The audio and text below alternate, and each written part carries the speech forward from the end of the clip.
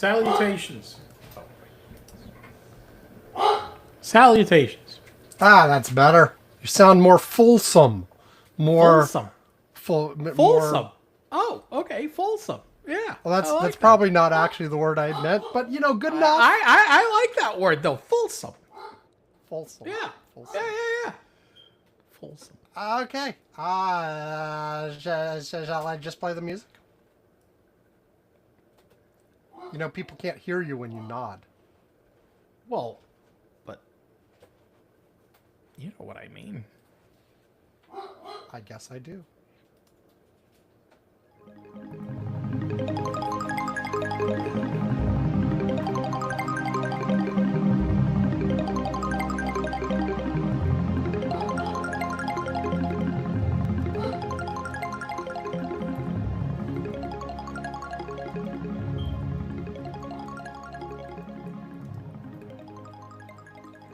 Welcome to Curmudgeon's Corner for Saturday, June 27th, 2026. It's just after 17 UTC as we're starting to record. I'm Sam Minter. Yvonne Bow is here. Hello, Yvonne. Hello. So I guess we're going to do our usual less newsy stuff at the beginning and then more newsy stuff as we go on. You got anything interesting to highlight this week, Yvonne? Do I have anything interesting? Any non-news, or at least non-serious newsy? Sometimes this is personal stuff. Sometimes it's, I do my movies. But, it could be whatever. It could just be like, tell a funny joke. Do some stand-up, Yvonne. No. I'm not going to do stand-up, but I will comment on one thing. I this week, on my business trip, the main objective that I had was to meet the new CEO of the Puerto Rico's power utility. Okay? Now, why is this a big thing? Well, look, if any of you that followed the news, about what happened in the aftermath of Hurricane Maria in 2017, which is almost coming up on 10 years. The biggest issue that happened, one of the things that caused so many deaths and still to this day causes a lot of angst amongst the people of Puerto Rico, is the power. The electric grid situation. Because it basically just never recovered after that hurricane a number of years back. It's never fully well, okay. It was in really bad shape before the hurricane. It deteriorated substantially in the previous, I would say, to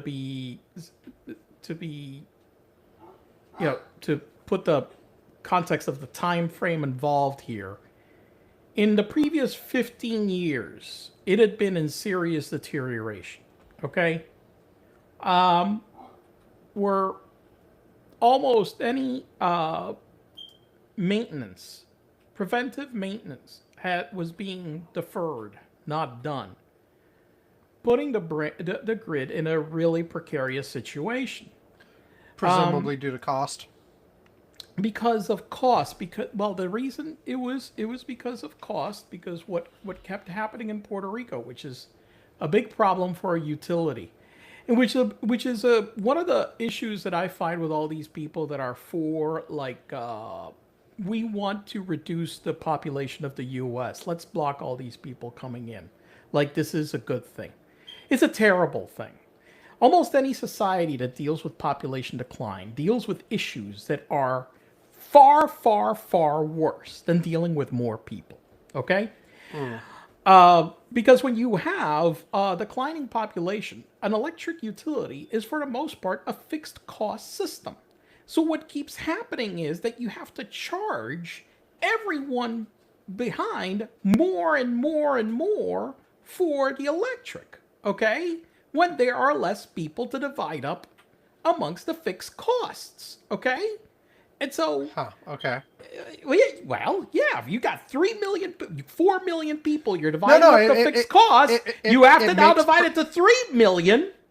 It makes perfect sense when the fundamental infrastructure is indeed fixed, as you said. Yeah, and that's the reality It of utilities. well, that's the reality of current utilities. I've read some stuff about how in some developing parts of the world, they're basically standing up, standalone solar at local levels that could be much more adaptable. Well, But that's something that's happening in Puerto Rico. Let me tell you something. Solar adoption in Puerto Rico is in mass, like right now, which also exacerbates the issues. But the reality is that when you still depend on a electric grid, for because the electric grid powers everything: hospitals, power, the airports, transportation, traffic lights. Look, it's you need a grid, even if you have a lot of independent power. Okay, uh, not everything can be. It's complicated, especially in a developed country where that's just the way the system was developed. well, yeah, But there's a lot of inertia of how it is now. But as right, technology is if developing, you you built it certainly could now, you you could build certainly it could see now a where you world. decentralize the Yes. power and storage and stuff. But that's not the way it was. It was set up in Right, a different exactly. I way. mean, and that's why a lot of these technologies are taking off faster in places where they're building from zero right now. Right, of You know, course. but Because yeah, you wouldn't build. It's like I having a discussion, with somebody. Look, if I was to build start up a new company, I mean, they would have nothing, basically no systems that are on local servers. Like I wouldn't build if I was starting a new company, I'm not building a fucking data center. Now that used to be something that if you were going to build you have a very large company you're standing up, one of the first things you had to plan was for a data center. Right now, you don't right. have to do that. You're gonna get everything as a service. You're not gonna fucking like set up a data center. So it's the same thing as a utility. If you're gonna start a new power grid somewhere, hey, we're gonna populate this new island that has no power. Okay, you're Right. not gonna do it this way. Okay, No. but the reality is that so much of everything that exists is dependent on that system. And the new CEO is somebody that when the hurricane struck, she's originally from Puerto Rico, which is a change. That wasn't the case before. Um, she was a Coast Guard reserve. Uh, she was part of the Coast Guard reserve. She had been active Coast Guard, went into the reserve, and right afterwards was reactivated because of the hurricane. Okay, like Okay. very soon thereafter. And she's an engineer by training, and she has worked in the utility industry, anything related to utilities for many, many years. She led actually, her last job before this one was to be the head of the LA Public Department of Water and Power. Okay. And so she was talking that when they arrived, when they rebuilt the system right after the hurricane, because the situation was so dire, and because the grid got destroyed way worse than any other storm that we had had.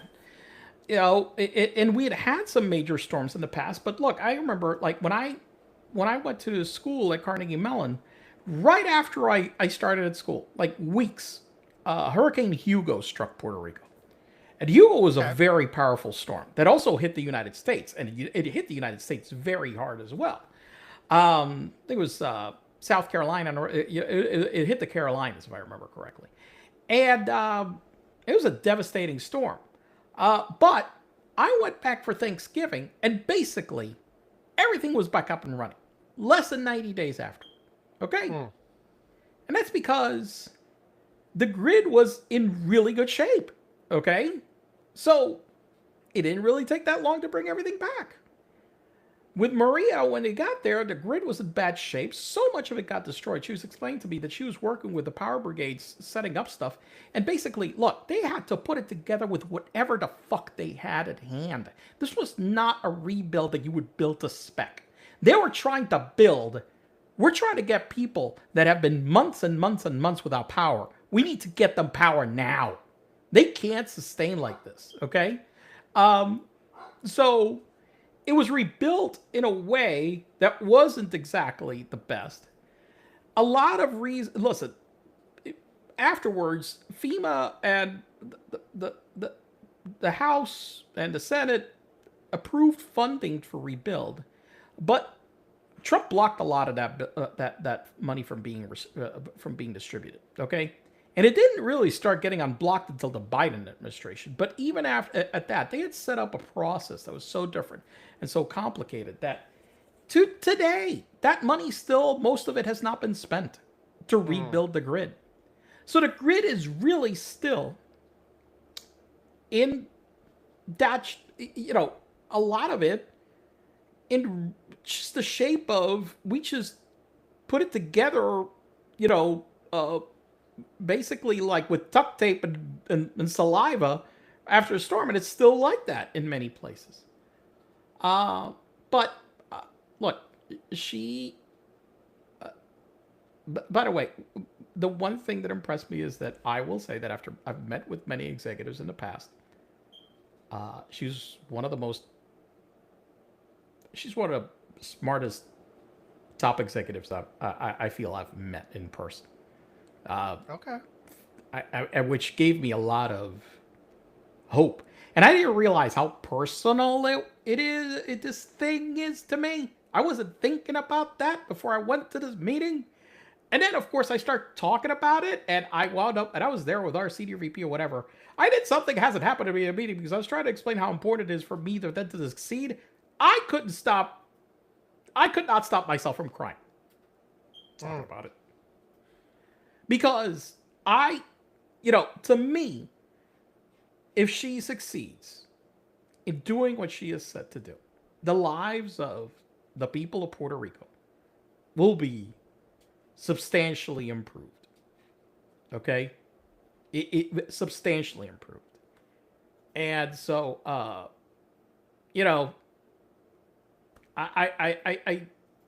was really, she gave me a lot of hope that this will finally happen. And so I really, want to talk about how I think that this person really seems to be prepared, and she said she's on a mission to make this happen somehow. Okay, that this is personal to her too. Okay, because when she came in with the Coast Guard, she had come in and she couldn't talk to her family. Her parents still lived in Puerto Rico, and all of a sudden she wound up with a brigade. She wound up showing up at their door, and they were like, "How the hell are you here?" "Oh, Coast Guard." "I'm here in a military plane." Basically, is how she showed up. So yeah, so that was a different thing. My boss was like later saying, "Well, damn it, I've never had a salesperson like cry in a meeting. That's a first." "Well, I'm sorry. Okay." So that was not a sales tactic. Okay. It just happens to be that. Well, I don't know. We're just meeting, and we're just talking like right now. You weren't that, just to be clear, the crying was about the emotional situation of the situation in Puerto Rico, not Yes. "Please sign, please make Yeah, this that was deal." not. Yeah. No, that was not. No, I was talking specifically about trying to explain why it's very personal to me that and important for her to succeed. Because I've talked about this. It was so difficult to evacuate my family out of there after the hurricane. We had to get a damn private jet and load them up because my brother's in-laws were dialysis patients that couldn't get dialysis. They were gonna die if we didn't get them out. Right. Not. This wasn't like for This was very serious for us. My grandmother was also needed medical care. And, we had to evacuate them all that way. And the reality is that, that's still very shocking to me because, yes, I could help some people, and we did help a lot of people, but a lot of people still died. But anyway, but my thing is, not to bring it down, but I think the whole point is that they have hired a person that seems well prepared for the job, and that I am very optimistic. That usually my business meetings are not this way, where it's something that is that personal. Right. Yeah. So Okay. Well, good. yeah, no, it's good. Yeah. It's good. Yeah. This is good. So Shall I jump straight to a movie? yeah, Okay. First up, from 1951, Superman and the Mole Men. Superman. Are you excited? And the Mole Man. The Mole Men. The Mole Men. Hi. Okay. What year is this from? Oh, I said that first. You're just not paying attention to me Sorry. at all. 1951. Okay. So it is the first feature film based on any DC Comics character. I'm going to guess that this is very different from the Richard Pryor Superman 3. From the Richard Pryor. Yes, it is. I just saw a story that the reason that I shared about this on the Slack, that Richard Pryor apparently got approached about being in Superman 3. And he said, "Are you guys nuts? I'm a comedian. What the hell am I going to do being in Superman? I'm going to make this terrible. No, I'm not taking this." And then they came back and raised the offer. No. Then they raised the offer again. Then they raised the offer again. Then he showed it to, I can't remember who the heck it was. And I'm like, listen, you're taking this stupid offer. It doesn't matter. Okay? All right? Just no. No, you can't. You're not saying no to that amount of money. After he said no, they just kept offering more money until he was like, okay, fine, fuck it. I'll do Superman 3. Yes. Anyway, this was the first occurrence of George Reeves playing Superman, who later played the role in a TV series, Adventures of Superman. And so, yeah, okay. The plot summary from Wikipedia. Okay. Clark Kent and Lois Lane arrive in the small town of Silsby to report on the world's deepest oil well. That night, two dwarfish, furry humanoids emerge through the shaft and scare the elderly night watchman to death. Lois and Clark arrive at the oil well and find the dead watchman. Clark and the foreman explore the surrounding area for signs of foul play, but then Lois glimpses one of the creatures. The medical examiner is summoned and he later leaves with Lois. Clark stays behind to confront the foreman, who confesses that the well was closed out of fear they had struck radium and not oil. No. I'm going to read one more paragraph.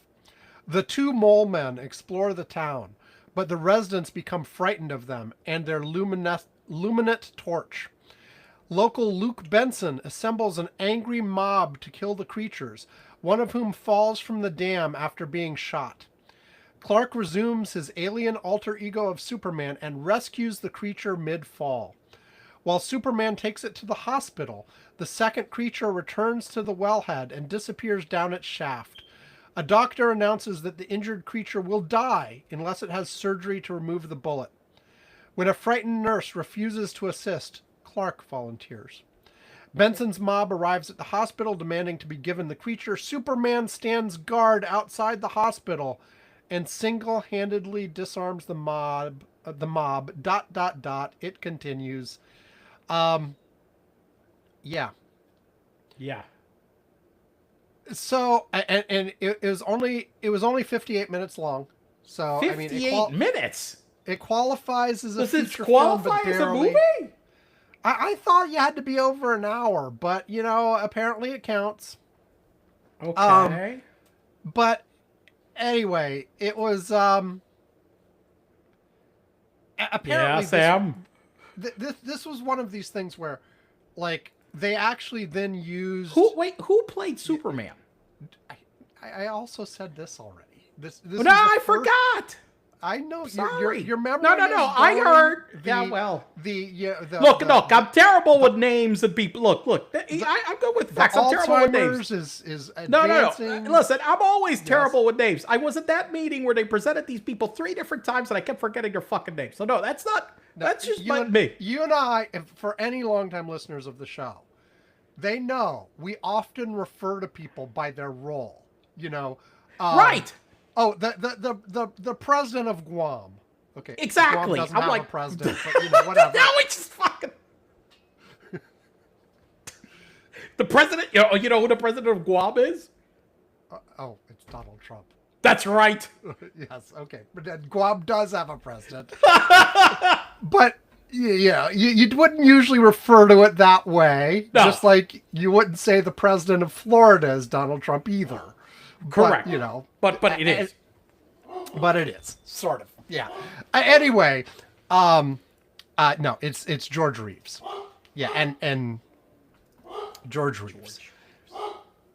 Yes. Is he like? Of course, Christopher Reeve is with no S at the end, so they're not related. They are not related. No. Okay, that would be weird. Yes. Anyway, apparently the movie went on to become the first 2 episodes of the TV show as well. So it's sort of like it's sort of a pilot for the TV show, show done as a movie. And it was a 1951 superhero movie / TV show / no budget, marginal effects, and it was not impressive at all. No. Now to be clear, it was not painful, so I'm not giving it a full thumbs down, but definitely less than a thumb sideways. Like, okay, this is not unless you are trying to be a Superman completist, and we are watching this because we are going through all of the DC universe media, and this was the first thing.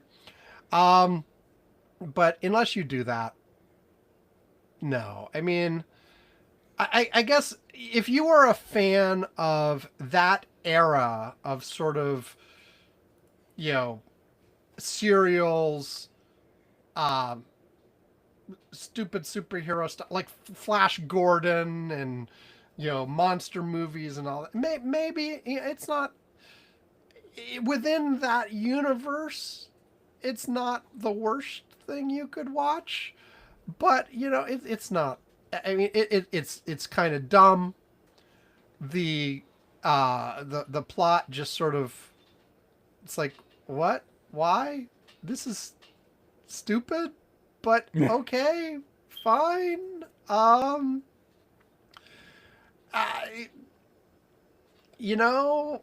But it was a thing. It was a thing. It was a thing. And so, yeah. I mean, our loyal listener Pete, who has talked to us about Superman in the past and has given his sort of 1-sentence review of Supergirl on our chat and says it's good. Yep. Might have some things to say about Superman and the Mole Man. I don't know. It's just, it's very much of its era, and of its era of, sort of the campy low budget stuff too. Not like of its era of the top of the line stuff that was produced. Right. So anyway, that's all I have on that. I'm sure you're going to run out and watch it any moment now because of my glowing running review. Right now. I got my running gear. I can go out and run and watch it. And you'll dress up in a Superman costume to do so? Sure. And not only that, you'll do a 1950s era Superman costume. So there you go. Okay, next up, I'll do my second one. And it's the opposite end of the spectrum.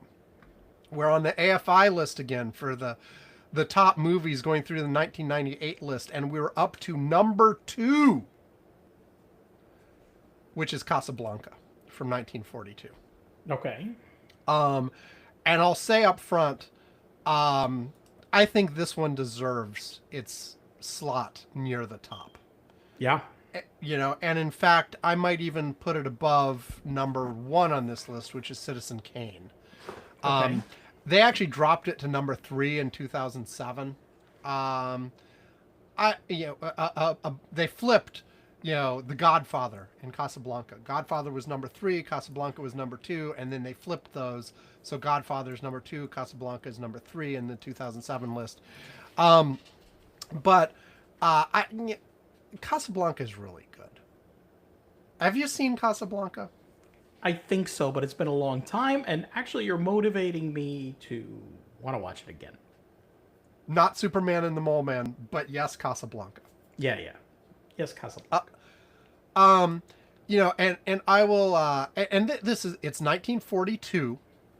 And we talk about some movies that hold up and some movies that don't. This one holds up. I mean, it's definitely got some of the stylized like a 1930s/1940s movie. It's not like intended to be 100% realistic, whatever.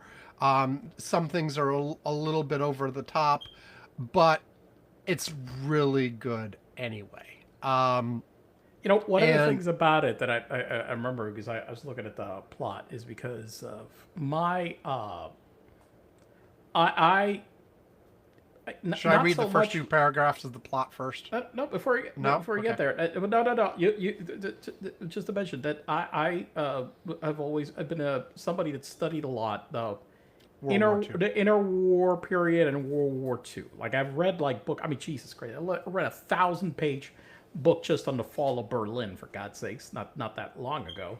So yeah, it's my kind of stuff. I mean, I took a course, one course that I took at CMU specifically had nothing to do with my major, but I saw it on the catalog. Was the Collapse and Renewal of Europe, which was a great class.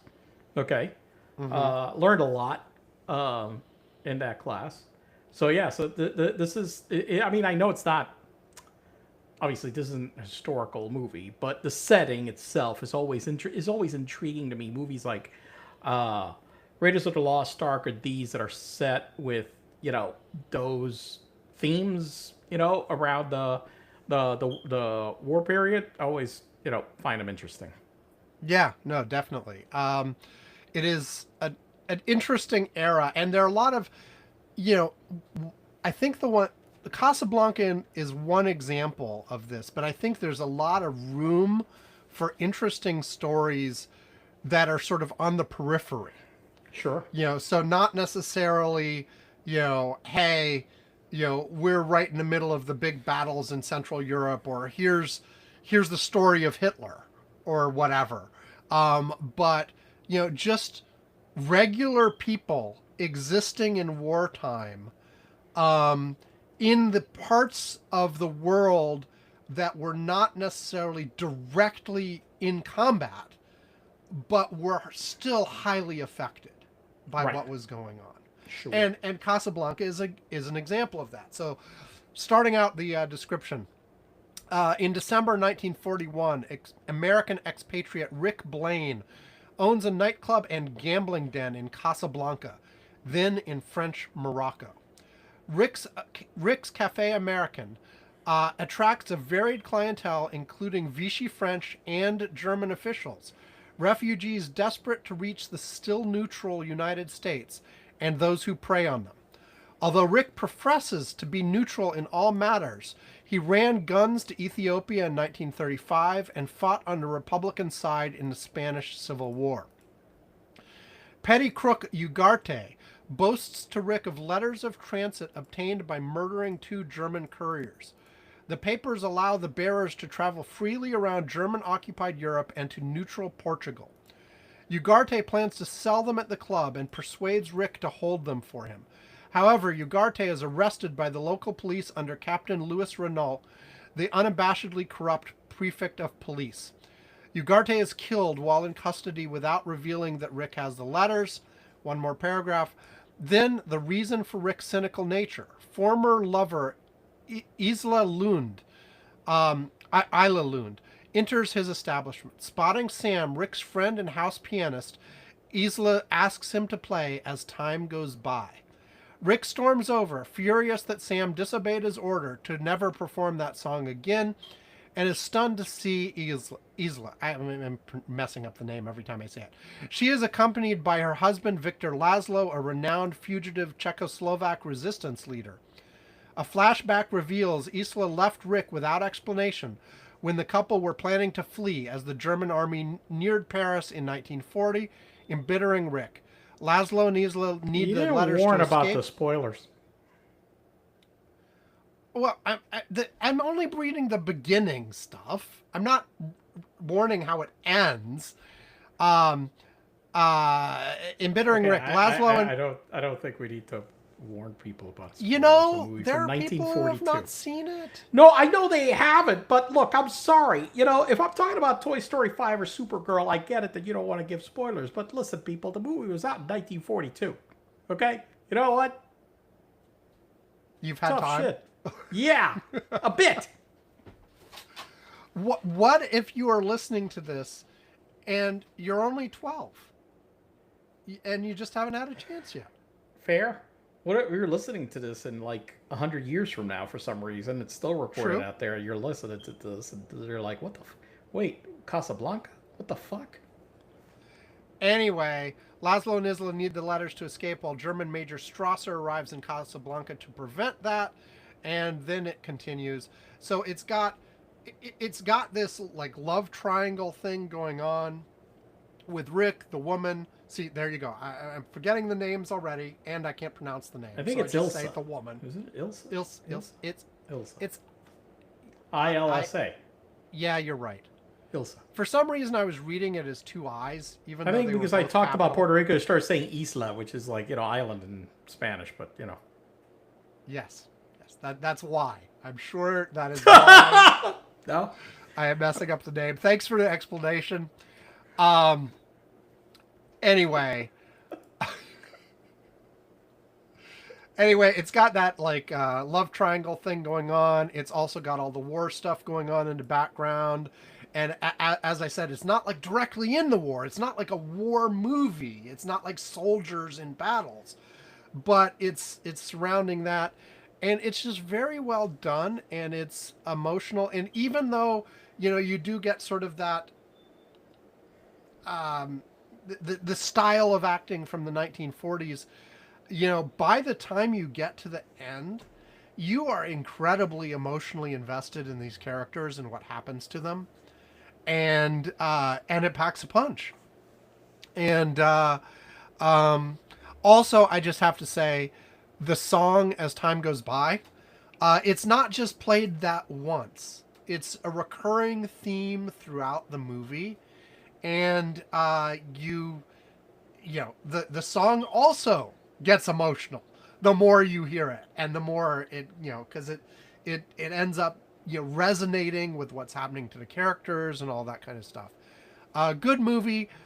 Deserves. Yeah, I would have a hard time ranking like all movies that I've ever seen, but this definitely gets big thumbs up. It deserves to be near the top, and it's held up for what 80 plus years at this point. Or no, almost 80, right? I can't do math. What are you 2026 minus 1942. 84 years. There you go. 84 years. So, 84 thumbs up. years. Yeah. So, All right, so now I'm gonna you're going to go watch find this. it. I'm Yeah. sure it's got to be an Apple. Oh, it's everywhere. It's everywhere. Let me see. I will check on Just Watch right now for where it is currently available, because these things do change periodically. I'll make sure I get the colorized version because I don't want that black and white Oh shit. no, that's bullshit. Go for it needs to be black and white. Okay. So it is available on HBO Max to stream. It is available on YouTube TV to stream. Although I will say, I had a bad experience with YouTube TV streaming a movie. Like I very rarely watch movies on YouTube TV, but last night I'll tell you what it was. We started Silence of the Lambs. Okay? And I used Just Watch, and it was like, oh, it's on YouTube TV for streaming. I have YouTube Tube TV. I'll try that. We started streaming it, and a few minutes in realized it was a censored version. They Oh, blanked out the God. swear words. Fuck. And I'm like, yeah, exactly. I'm like, Yeah. fuck that. And so we went and bought it on Apple TV so we could have the real version that was not censored. And there should be a freaking warning on these things. Like, things I don't want when I'm looking for a movie. I don't want them, I don't want a censored version in any way, shape, or form. I almost always want the original language with subtitles if it's not in English, rather than a dubbed version. And I don't want them screwing with the aspect ratio either. Like, services have gotten better about this. And also, by the way, filmmakers at this point are not making one version of the movie. When they make the movie to begin with, they are cutting versions of it in several different aspect ratios for different kinds of theaters and for a 16:9 version for television. And so the whole original aspect ratio only conversation is harder because almost everything that comes out now... You can choose your aspect ratio now. Well, I mean, most services don't let you actually choose, but it's... No, I mean, you can go to a theater. Optimized. No. But if you go, no. What I mean is, if it's in the theater, you'll see it. You could go see it in IMAX format or a regular format or in this format. Yes, and they've thought about from the very beginning, what will this look like on 16:9 on a TV, and they're thinking about that from the beginning. Whereas, there used to be, it's less prominent than it was, but there was a time when a lot of streaming services screwed this up. There was a thing with The Simpsons, even, that made headlines at one point, where when I guess Simpsons is Disney now? No, Fox, whatever. The Simpsons is owned by Disney, yes. Okay, yes, Simpsons is owned by Disney. When they first put it on Disney Plus, the early seasons of The Simpsons, of course, were 4:3 because they were done in SD. But Disney Plus put them out zooming in to a 16:9 portion of the frame so as not to have sidebars on the thing. Okay. But the problem was that meant they cut off the top and bottom of every frame. Yeah, of course. And apparently there were quite a few places. Well, first of all, it looks stupid in a lot of areas. It's stupid. Because you cut off the top of people's heads and stuff. But also there were specific scenes and specific episodes where you eliminated the joke because the thing they were referring to was now off screen. Yeah. So anyway, but they've gotten a lot better about that over the years, but they still sometimes have problems.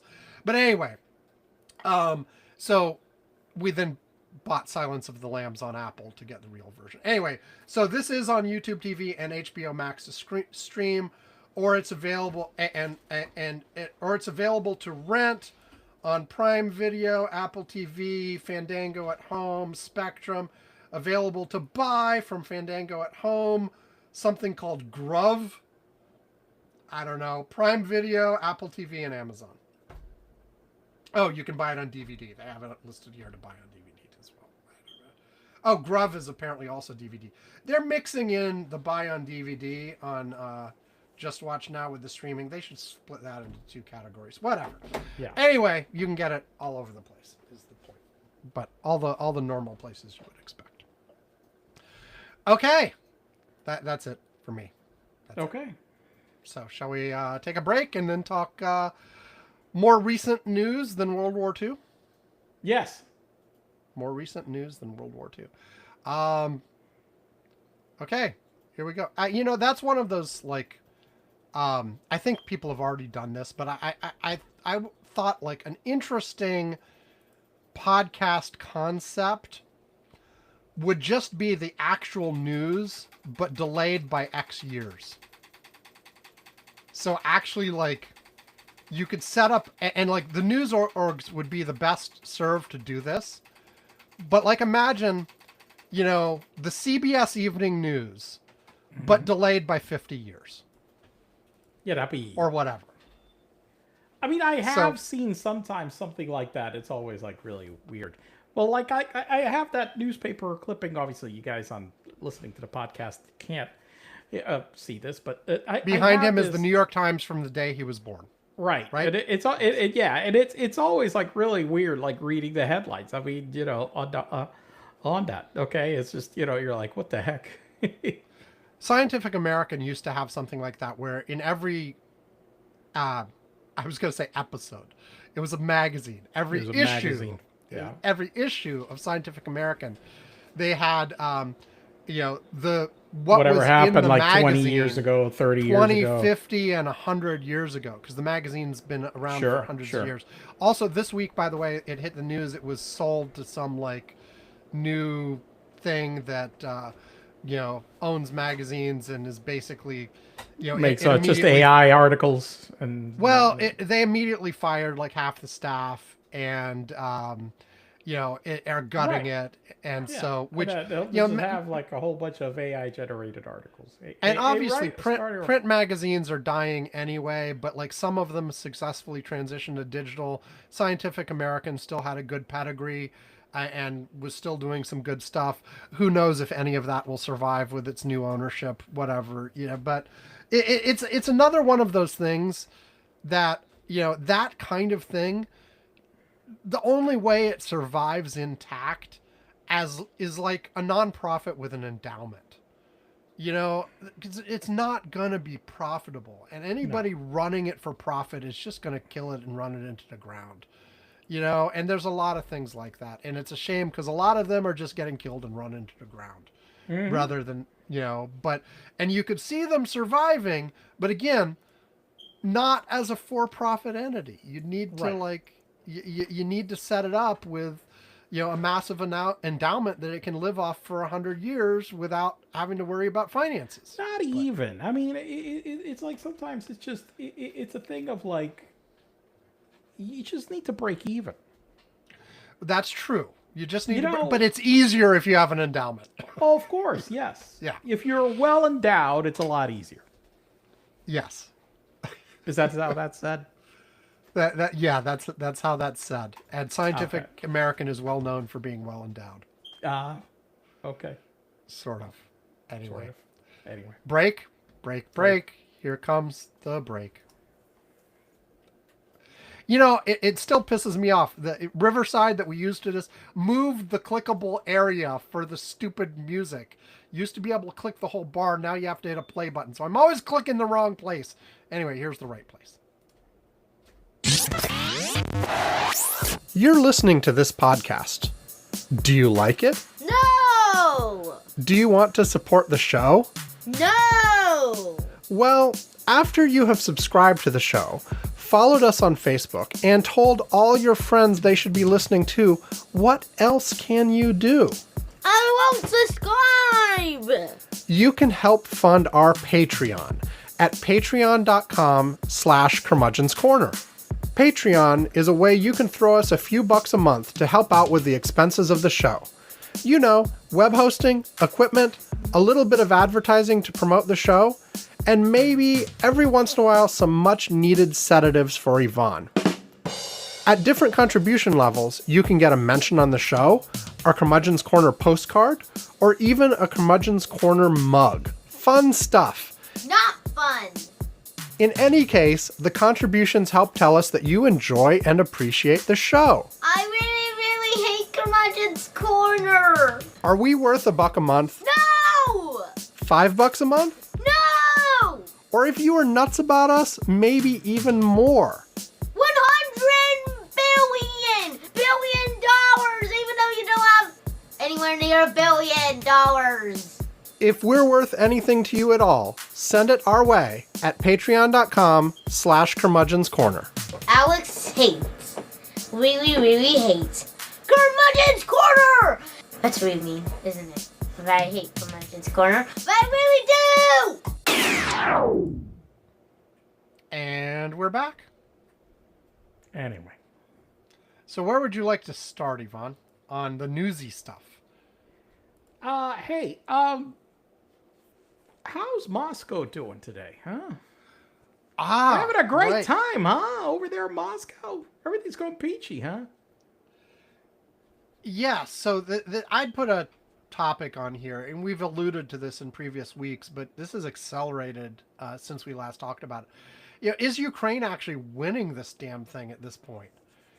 I would say Because yes, flat out. there are few things happening here. You mentioned Moscow specifically. Moscow has been under repeated drone attack for weeks now.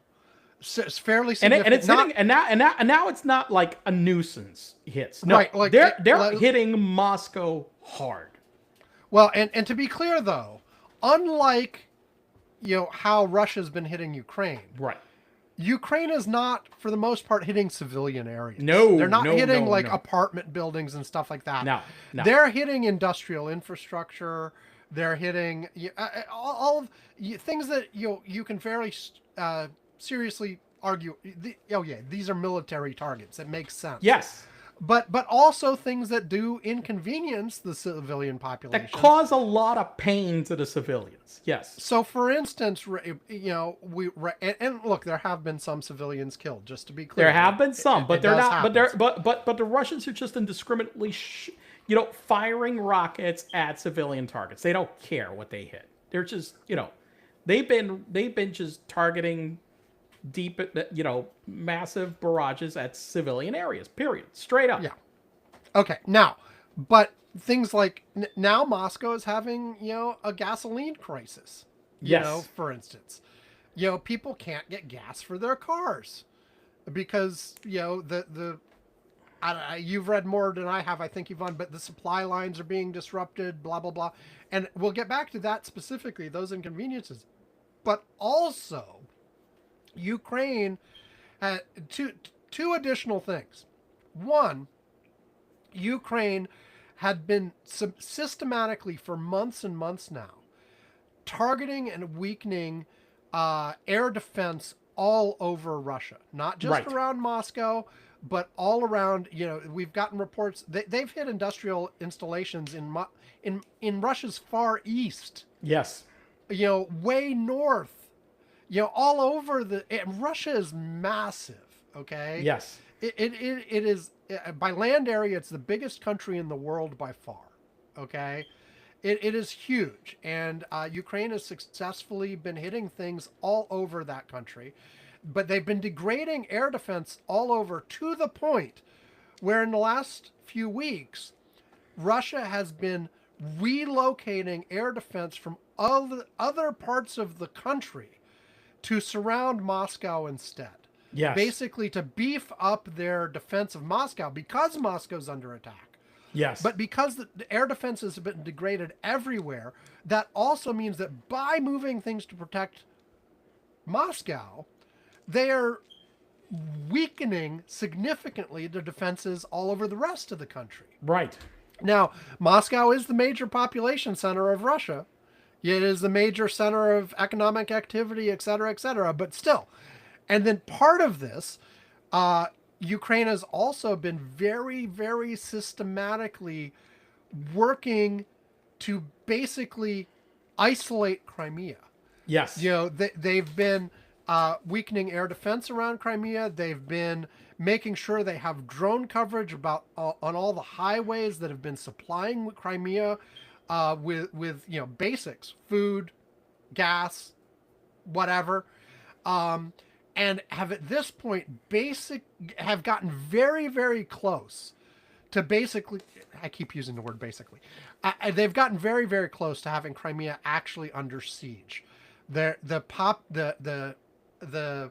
population, the civilian population of Crimea that is Russian focused, as opposed to any Ukrainian oriented folks who are still there, many of them are trying to evacuate at this point and get out.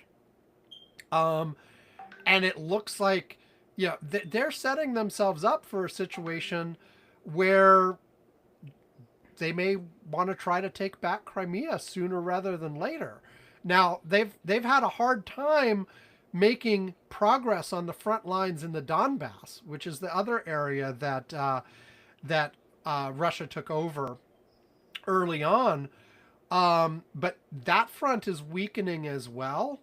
But for the most part, it seems like Russia, for a long time assumed Crimea was safe and wasn't even really involved that much. I mean, yes, Ukraine was occasionally hitting the bridge and a few other things, but really at this point, Ukraine is putting the pincers on Crimea, and Moscow's in incredibly weakened position on everything. And I saw, and the number of people that Russia has been throwing at this has been massive. Like we're talking like we're approaching 2 million casualties out of this thing, and it's massive. I saw a thing, Foreign Policy magazine. I couldn't read the actual article because there was a paywall. You have to like subscribe to the magazine, but there was some people quoting from it. Apparently, someone did an analysis of the expected lifespan of Russians sent to the front, and if you count from the time.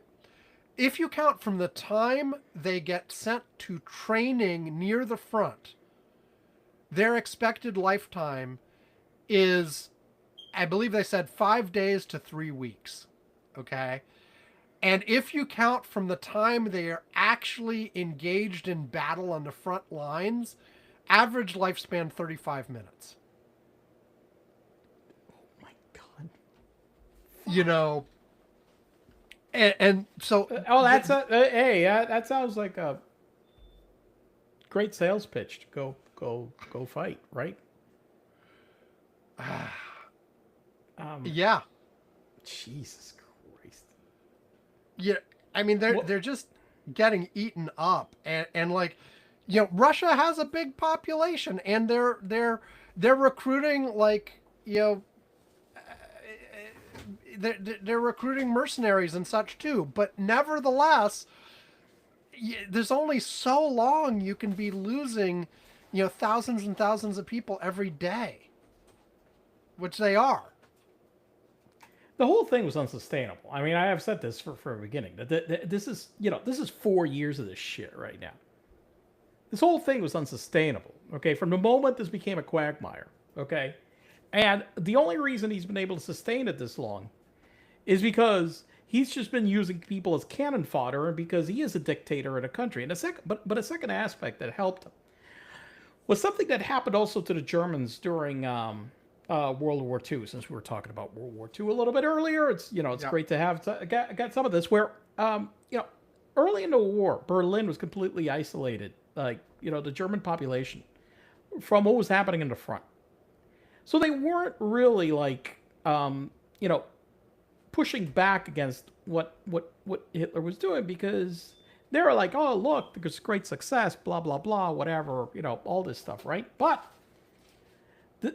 all of a sudden, as time passed, and Berlin started getting bombed, and all of a sudden there were shortages of shit because they never rationed anything. There all of a sudden shortages and shit. They're all like, what the fuck is going on? Because they had been kept really in complete, isolation of whatever really was happening in the war. Okay.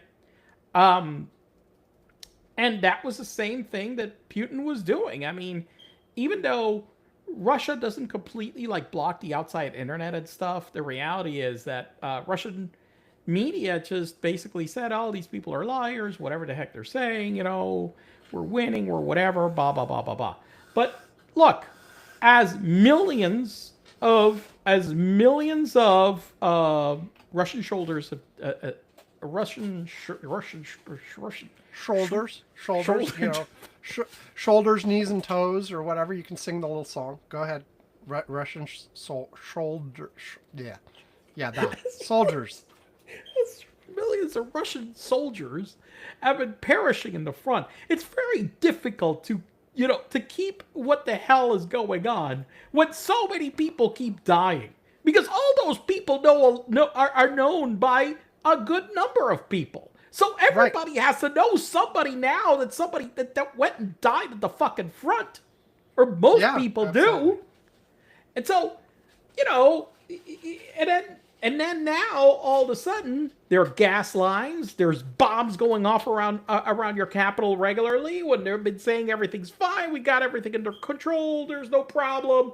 And then you see these massive explosions going off all around Moscow because they've been hitting fuel depots. One thing about hitting a fuel depot with a bomb is that these things are basically like the explosions are the biggest explosions you can get that don't involve a nuke. There was this one video of them blowing up some fuel tank depot thing, yeah, where the lid, and it's one of these like cylindrical things with a lid on it, and you see it explode, and the lid, which is like this massive circular piece of metal, just goes flying hundreds of feet in the air. Yeah. And it's hard to miss. Yeah, it is quite stunning. Look, I remember like one time, we had in San Juan, we had one of those fuel storage facilities like that looked just like the one that blew up on there. Blow up by accident, obviously. Okay, I can't remember what exactly caused it, but look, that thing could be felt in the whole city. Okay, now San Juan's smaller than Moscow, but it was felt by 1.3 million people. Okay, when this thing went off. Okay, so when you've got this happening regularly, people are rattled. Putin has been having regular emergency meetings. The rumor the other day was that because fuel is getting so short, they went to Kazakhstan and were trying to buy a whole bunch of fuel from Kazakhstan. And Kazakhstan was kind of like, do we really want to sell this fuel to Russia right now in the middle of this situation, Mm-hmm. But the estimates here are that fuel production in Russia has plummeted 25% at least. Okay, at least. Okay. And obviously, depending on where you are, this is probably more acute. It seems that in Moscow, they're making it far more acute than in other places.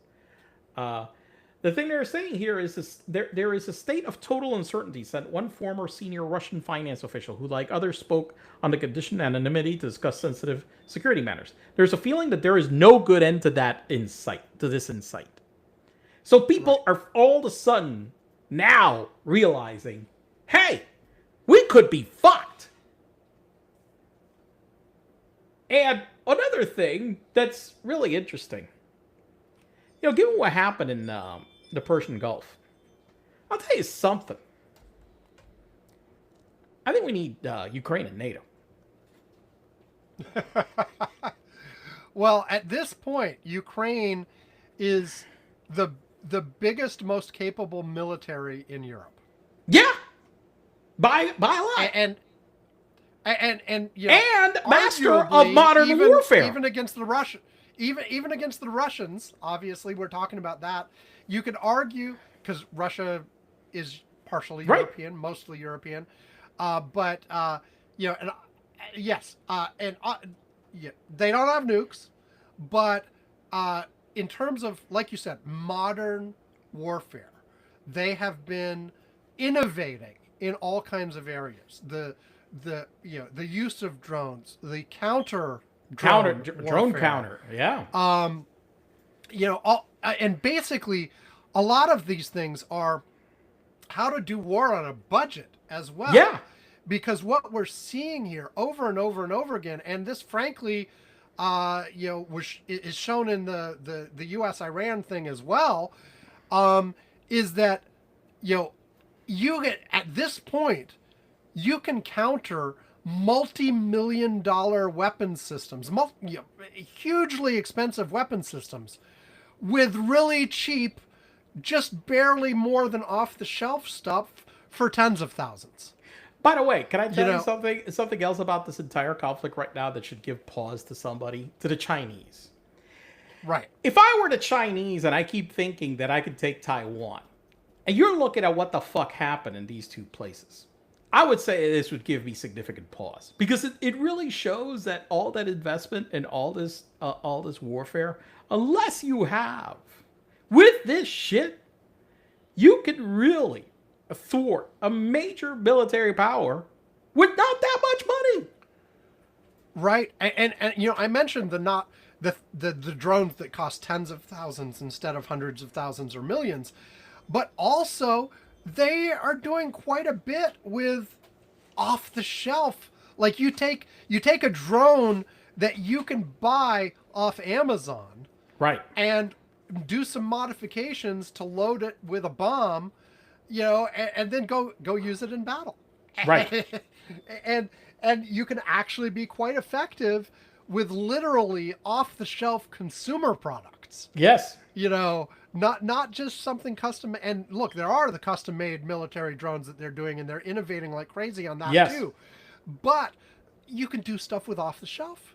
Yep. You know, and you can prove, and they have been proving that they can make it work effectively against the high budget dollar, you know, massive weapon systems. And not 100%, not always, but enough. Right. You know, and again, going back to the beginning, we have not yet seen the front lines move a lot. The front lines have been in stalemate for years now. However, what's happening is they are, instead of concentrating on the front lines, they're working on the supply lines. They're working on, Yep. weakening everything behind the front lines. Right. And you do that long enough, the front lines just collapse on their own. By the way, again, not to beat a dead horse, but World War II, that was the same thing that they did. Look, the way that the German military machine had been able to operate, okay, was because they had developed all these methods of, actually, they didn't depend on oil imports. They actually had factories that were building synthetic fuels, okay, and other products like this, okay, that they needed for the warfare. So what did they do? The main one was the synthetic fuel production, okay. This is something that the predecessor to BASF developed, okay, during the lead up to World War II, because they knew that they could be cut off from oil, okay? So they needed to be able to develop synthetic fuel. So what did they do? Hit the factories, smash them. Once those facilities were destroyed, the troops could not resupply fuel, and that's why after the D-Day invasion, when they came in, the Germans were pretty much powerless to stop them. They just the tanks didn't have fuel. They just couldn't fuel them up. Period. Right. End of story. I'll also mention real quick, I found the reference to that foreign policy article so I can quote the actual numbers rather than my vague memory of them. This is on Blue Sky from Peter Baker of the New York Times, and he is referencing the foreign policy article. The foreign policy article itself is, "As the tide turns against Putin, beware the drowning man." And I've seen a few references to this article, but again, behind a paywall, so I have not read it.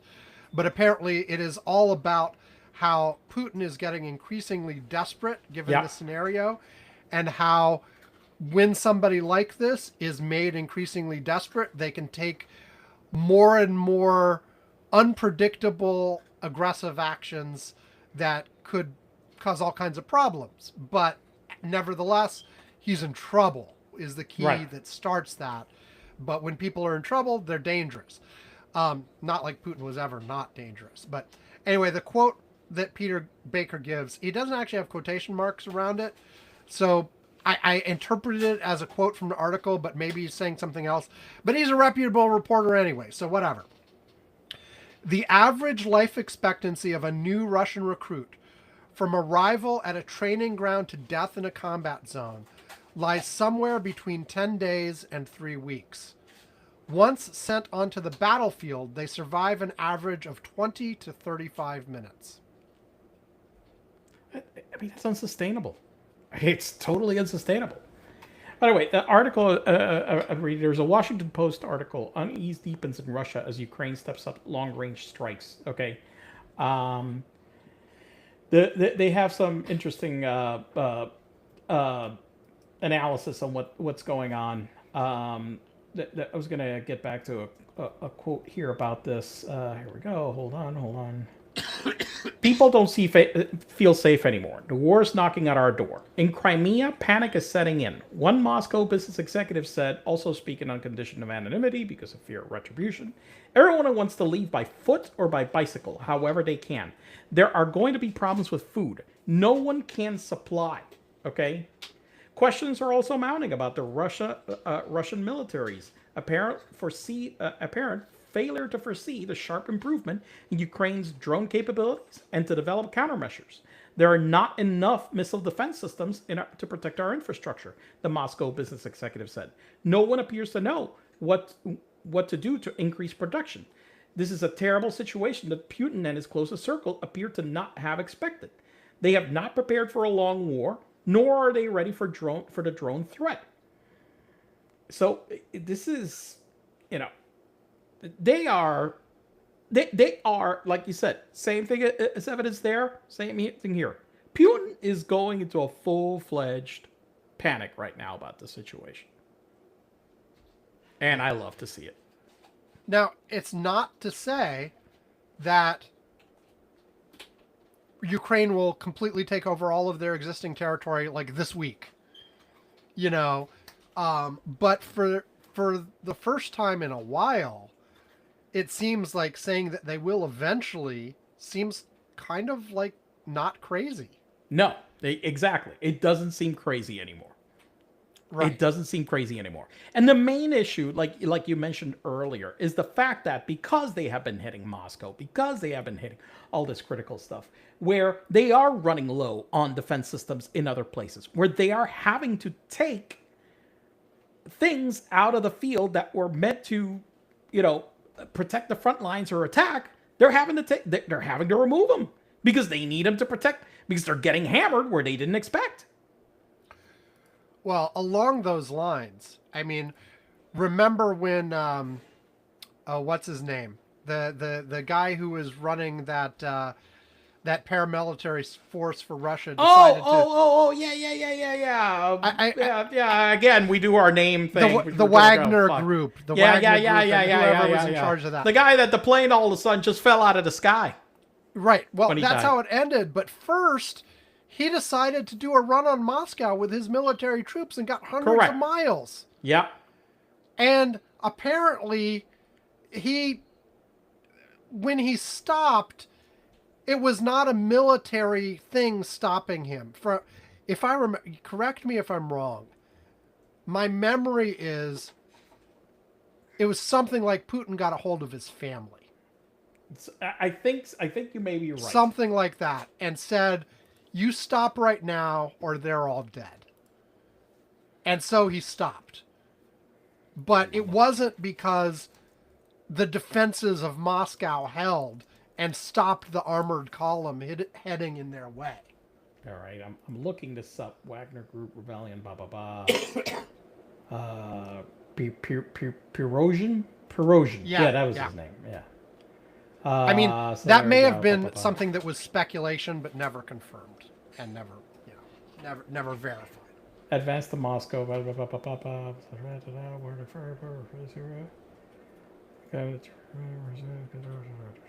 While you look that up, my point is not actually like how it ended.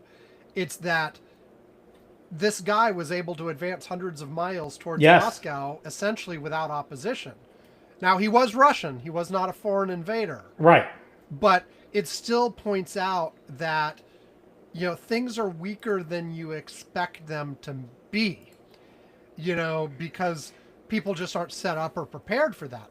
I mean, along similar lines, let's be completely clear.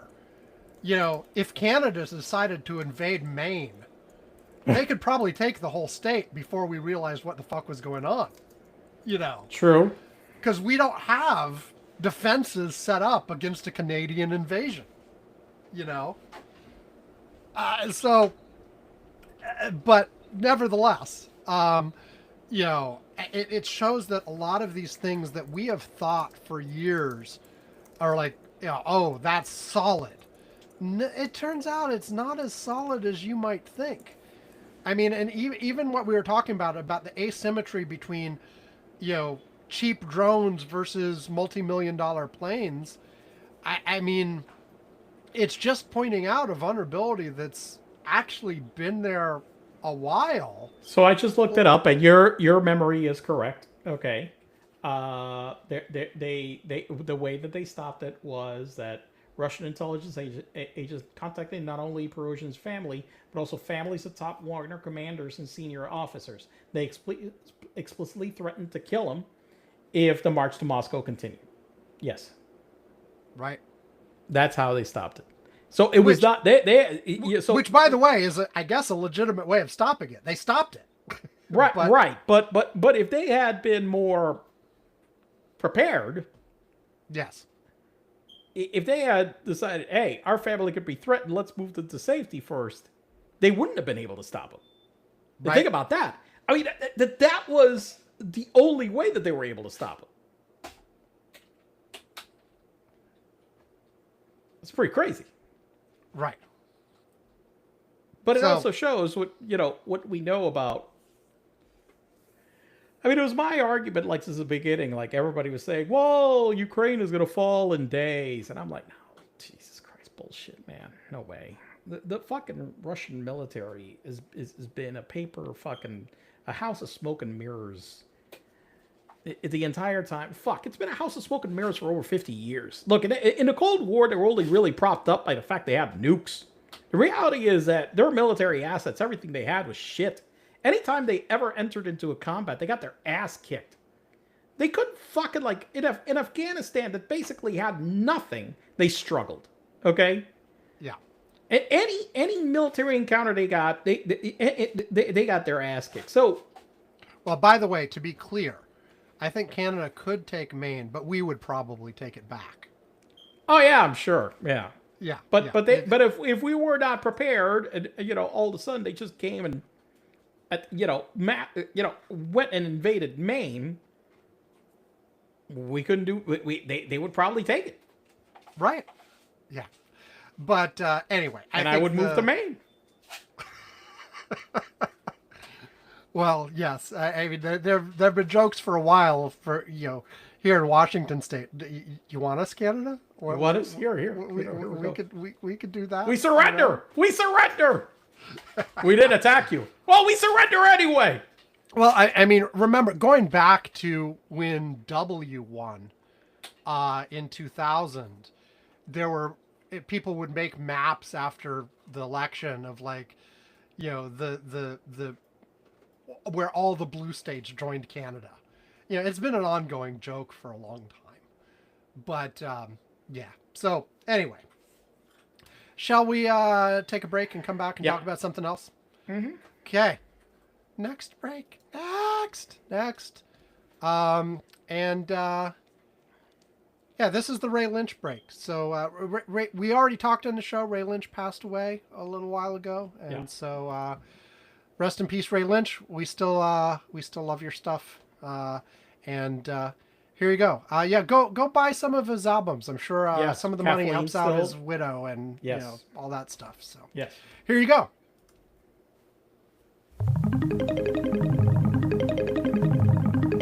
No, it's not the beginning of the show again. We're just taking a little time to credit the artist responsible for the music we use at the beginning and end of the show.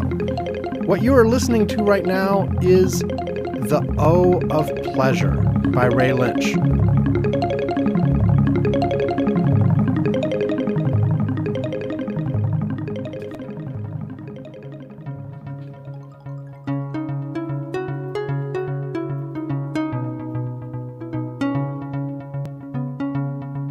The music we close our show with is Celestial Soda Pop.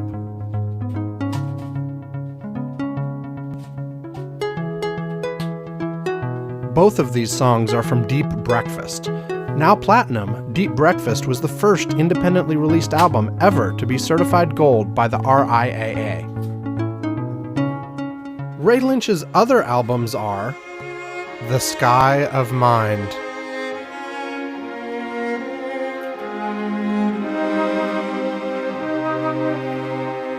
No Blue Thing,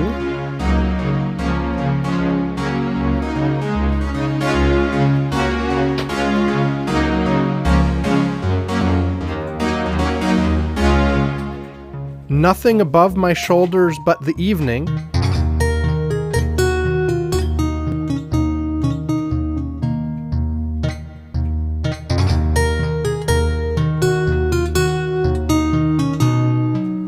And The Best of Ray Lynch.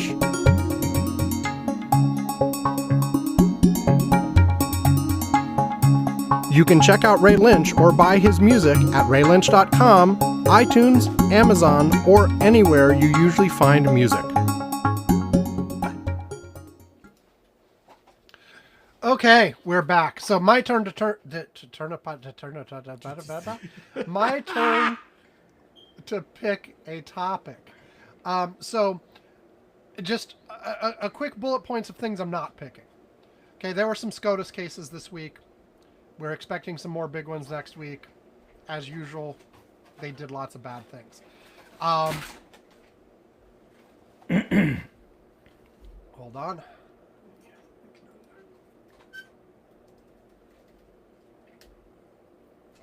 As usual, they did lots of bad things. Whatever. There's been more reflecting pool drama. You know, they put up a fence. They've got guards around it. Because apparently all the damage is from some guy with an X-Acto knife. Right. Whatever, and it has nothing to do with doing the work badly in the first place, or Donald Trump's motorcade driving over it before it was refilled with water. No, nothing to do with any of that. No. We've got all kinds of an X-Acto knife was able to go and destroy the entire pool. One X-Acto knife. That's all it took. Of course, somebody with a knife. What guy with an X-Acto knife, right? And Trump has been battling more with Republicans in the Senate specifically. We've got that going on. We've got Vance and Johnson doing Watergate comparisons, talking about how whatever. There's interesting stuff there. And of course, Donald Trump himself continues to seem like he's melting down further. And who knows what his mental state is. But no, none of those. What I am picking is that this week we had primaries where a bunch of progressives from the Democratic Socialists won primaries in New York and a couple other places. And some of the establishment Democrats seem to be freaking out about it. And so I want to talk about that. They need to get the fuck over themselves. I agree. I mean, look, here's the thing. I mean, their fundamental case is something along the lines of, hey, look, maybe maybe they can win in these isolated places that are heavily blue, but they're going to be an anchor around the National Democratic Party because everybody is going to associate with the Democrats with the most radical possible person in New York. You know what? This is the stupid. Listen, let me tell you something. The way that this conversation stops is if you guys stop calling them yourselves radicals, because there's nothing radical about what the fuck these people want, especially in the face of what people in America are suffering. Okay, there's nothing radical about it. What the fuck is radical about wanting people to be able to, I don't know, tax the rich, fucking afford health care, fucking give people the ability to be able to live. I mean, for respecting people's rights. There is not, and I mean, Mamdani is a radical. Oh my God, he gave people free buses. What a fucking radical bastard. What the hell? Child care. I mean, Biden tried to do that. Biden tried to fucking fund child care, and they blocked it, okay? Look, there are a couple things here. First of all, I think the Democrats really have to embrace from top to bottom the old notion of the big tent, right? Yes. What works in New York City is different than what might get a Democrat elected in Iowa. But Okay, there's nothing and, wrong with these guys and over this, there yeah, at all. right. Look, and so you have to have that whole spectrum. You have to have that whole sort of anti-fascist coalition, etc. In place, and that takes all types, and it's going to be different in different parts of the country, and that has to be okay. Second, like you said, a lot of this is branding.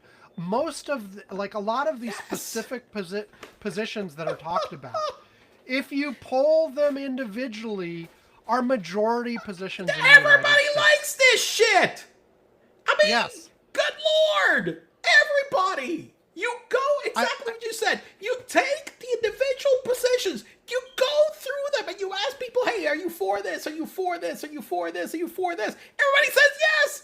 Stop with the fucking bullshit that there's some radical, I don't know. The biggest mistake, and the problem is that even you got these Democrats that make the same mistake. They're trying to equate these people like they're Fidel Castro.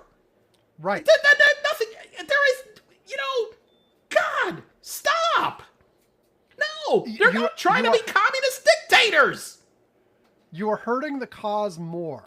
And look, there's policies, and then there's just energy and attitude. Oh God, yes. And look, first of all, there is a toxic element of the progressive side.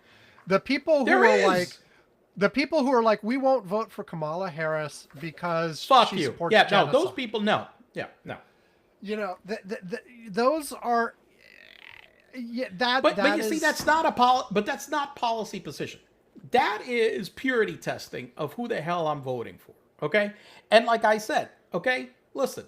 If you guys are gonna go and basically say that it's either all or nothing, you go back to the big tent. Listen, these people are in the tent, and yes, maybe there are certain people that are not exactly. Hey, maybe they don't want. Maybe this guy in Iowa doesn't want to give free buses. Okay, right. I can live without the free. It's okay. I can be with a guy as long as he's pro-rights and democracy and taxing the rich. Maybe he doesn't want to tax them 50% the rich. Maybe he only wants to tax them 25% the rich. Okay, fine. God, stop with the fucking man. These people drive me crazy. They get like that. Going to the energy thing, I think the part that and I know you are too, because we've talked about this before. I am upset with sort of the established Democratic leadership in Washington, not because of any policy position whatsoever, but because the way they communicate and the way they talk about things is so passive so low. It's low passive. Energy. It's low energy. It's low energy. It also refuses to take things head on. It's like it seems like every single word out of their mouth comes out of examining polls and looking at consultants who are trying to say, how do we better appeal to the median voter and blah blah blah. And look, winning the median voter is great, but and I've said this before on the show. People, the voting public detects when you're being phony, like it's a flare, and so I would rather have somebody with a slightly less popular position who is with energy and genuine, advocate it fiercely. Yes. Than somebody who's trying to triangulate to get just the right position that'll get 52% of the vote. And so we've got, and look, I realize, especially when we're talking about Congress, they're in the minority. It's not like they can do a lot. They can't pass legislation because they just don't have the numbers. Okay, but you know what? Listen, we are very close to a midterm. Okay, right now. We can make a lot of headway in that direction. Okay, soon. Let's stop with the bullshit. Let's stop trying to put people in that are like Bob Menendez's. Let's try to put more people in that are like the Mamdamis and AOCs out there. That's the kind of passion that we need. We're not going to get anywhere. I'm sorry with Hakeem Jeffries. He man, the guy is another low. You know, I don't hate him, but he's not the right guy. And Schumer definitely has and passed his Schumer expiration date. Way past his expiration date. Way. I mean, and again, it's not some of it, like with like Schumer and stuff. Some of it, you know, people say it's not necessarily age itself, but a lot of the older people in Congress also just don't get the modern media environment. No, they're acting like they're acting like it's still the 1980s. Right. You know, you go on the shows and you're nice to your opponents and you call them the distinguished gentleman and you buy TV commercials on like CBS. And listen, in this era when we've got an entire breed of right wing people that are happy with Nazis. Yes.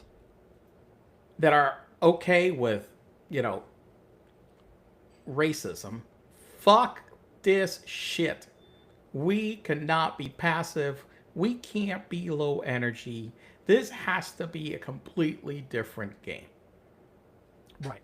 And look, the argument that people make is always, look, if these people end up being the face of the Democratic Party, we lose everything. And I totally disagree. If there is one thing that we have seen is that Mamdani has gotten a lot of press and publicity ever since he's become mayor.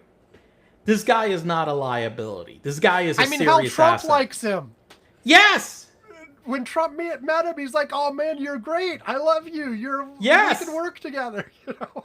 Okay. You know, I wouldn't be surprised if Trump still lived in New York, he would vote for Mamdani because he likes him.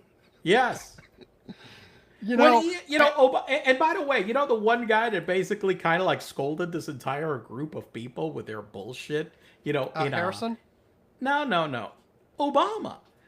You know what? Yeah. What? Obama went to New York and specifically appeared with Mamdani in an event. Oh, okay. You mean scolding in that direction? Go ahead. Yeah. You know what? Obama was basically all these people.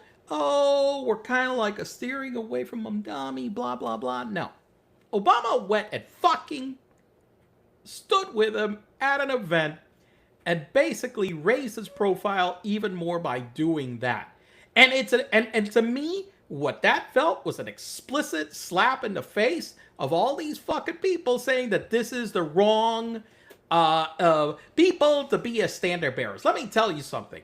No, I disagree 100%. This is the right standard bearers. I want more Mamdani, not less. Right. And look, and again, it's not necessarily a policy thing. It's an attitude thing. And it's a knowing how to interact with modern media. But he has been very effective also at implementing what the fuck his policies are. That's true. Like a lot of people before he was elected were saying, you know, he can't do any of this stuff. Even if he gets elected, none of it's going to happen. He's just going to completely fail. And the guy has been effective. Right.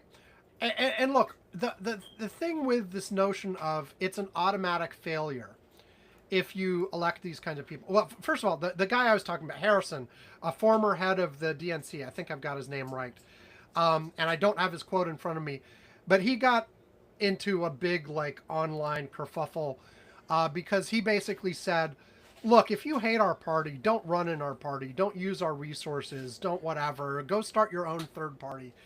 And there's been a lot of back and forth on it. One defense, look, parties are private organizations. They do have a right to police their boundaries. Right. And I don't deny that at all. But the question is what's smart. Should you try to keep these people out or not? And then the other side, basically the answer is, look, if we win your damn elections, we are the party. Exactly, and they're right. They are You right. know? And that's the one thing that I don't think these people are realizing. They are now the party. Stop fucking fighting them. Right. I mean, take advantage of the energy. I mean, look, I'm It's not not even saying taking at all. advantage. We say advantage sounds like, hey, we're going to take advantage and we're going to do something else. It's Right, right, right. no, no, no, no. Man, leverage it. Use it. Harness it. Join it because it's getting us a lot more stuff that everybody we've been trying to look, trying to get. And again, that is not to say the same thing works everywhere in the country. No. If you're running in Iowa, it's a different race. The Tancredo, or however you say his name in Texas, it's a different race. He's not going to win by Wasn't Tancredo a guy that went to jail? I, Tallarico, what the fuck? Tallarico, there you go. Tallarico. Trafficant went to jail. Tancredo too. Or wait. Okay. We started out talking about how good we are at names. Holy shit. Look. There No, are different things. no. Yeah. Stop 1 second because I have to pull up okay. who the hell Top Tancredo is, okay? Because I don't. Okay. Okay. So to be clear, so you understand who you just confused Tallarico with, okay? Because all right. They both start with T. Come on. Okay. Tancredo's outspoken advocacy for immigration reform, and particularly his criticism of President George W. Bush border security controls, reportedly made him a persona non grata in the Bush White House. His policy was. Tancredo introduced the Mass Immigration Reduction Act. The act would impose an indefinite moratorium on immigration to the United States. Under the act, only spouses and children of American citizens will be allowed to immigrate, which Tancredo estimated would amount to 300,000 immigrants annually. When the moratorium would last for at least 5 years. This guy was a bitter racist. Okay. He was anti-abortion, anti-immigration. And I think there was something that happened also where, here it is. Here, this is why the one that was the best. In November 2006, Tancredo referred to the city of Miami, Florida, as a third world country. His comments drew strong criticism from numerous political leaders and organizations in Florida, including Florida Governor Jeb Bush. So yeah, this is the guy who you confused Tallarico with. So anyway, my point is, if you're running as a Democrat in a historically red or very purple state, you are of course going to have a very different approach. Than if you're going to to be probably more to the yes. You're Manhattan. not going to have the same positions as somebody in Manhattan, absolutely, but that's okay. But that's absolutely okay. And also the fundamental, like, hey, if we go with this wing of this party, we're an automatic loser. Misses a couple things. One, just looking at history, by the way, people, one person, Oliver Willis on Blue Sky. I followed him for many, many years. But he pointed out the comparison to the Republicans nominating Goldwater. Okay. And people say, well, Goldwater lost. Okay. But the thing is, and for those who don't remember, which this was before my time too, by the way, when the Republicans nominated Goldwater, they lost badly. Goldwater was a very, very, very hard right figure in the Republican Party. And however, they followed that up by Goldwater set the stage for Reagan, who set the stage for George H.W. Bush, who set the stage for George W. Bush, who eventually set the stage for Trump. Basically, the Republicans kept winning and were on an upward swing for a long time after that, where the Republicans sort of leaned into their base, and arguably that that's how Trump won too. By the way, he did not care one tiny bit about the median voter. He went after a core element of Republicans that were being ignored by the establishment Republican We Party. skipped Nixon. Oh, Nixon. Yes, Nixon won too. Sorry. Nixon was after Goldwater? Yes. Yes. Yes. Okay. Yeah, and so anyway, we set up. Now, there were Democrats in between, of course, but the Republicans had a long run of really successful people from their point of view after that run. And again, Trump himself is a perfect example about how you can win with a base strategy instead of winning on a median voter strategy. So we know that that's viable. Also, and I, right in preparation for this show, I started looking up 2028 polling. And first of all, it made me realize I got to get my ass in gear on getting election graphs ready to go. Hey, yeah. Well, normally my target is midterms, like to launch right after midterms. Yeah, but there's already a lot of polling, certainly national polling, but even state level polling. I'm looking like there have been state level polls for Texas, Virginia, Wisconsin, all within the last few days for various different matchups for 2028. So yeah, I increased my priority in my randomized to-do list for election graph stuff. I'll get on it. I certainly my target is always to launch like right after midterms, so this November. In reality, the last few cycles I've been a little bit later than that, like launching in January or something. But this year I have no excuse. I'm unemployed. I just need to get it done. Yeah. But anyway, and apparently there's lots of data I could already be like riffing on. But just looking at national stuff, just for we automatically lose if we choose a progressive. There is AOC polling for 2028.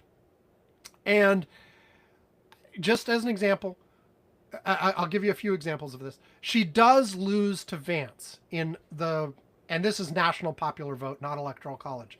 She does lose to Vance, but it's actually pretty damn close. It's about as good as Harris did against Trump this last time. It's 37.1% to 38.9%, with, by the way, 24% undecided. Huge amount of undecided. So that's not really But to lose. But the point is, the point is just she's competitive. It's not like it's a blowout. Right. You put AOC in and she loses, and if you put her against Rubio, she wins. Well, fuck Rubio. I mean, what the hell? I mean, come on, fucking. Jesus. And if you put her another person she's been polled against, Tucker Carlson, she crushes Tucker Carlson. Gee. Well, he says he's no longer a Republican, so. Well, true, but also AOC versus Carlson, by the way, has 43% undecided in the poll average. So. Well, that's because but how much did she get in that matchup? AOC versus Carlson? Yeah. 31.4 to 25.6. 30. Wait. How much did she get again? 31 to 26. 31 to 26. That's a lot of undecided. That's a lot of undecided. Yes. Oh yeah, that's a lot of undecided. I mean, I Indeed. But the point of all of this conversation is that, you should not just assume that everybody who's saying, like, if the progressives become the face of the Democratic Party, we automatically lose. No.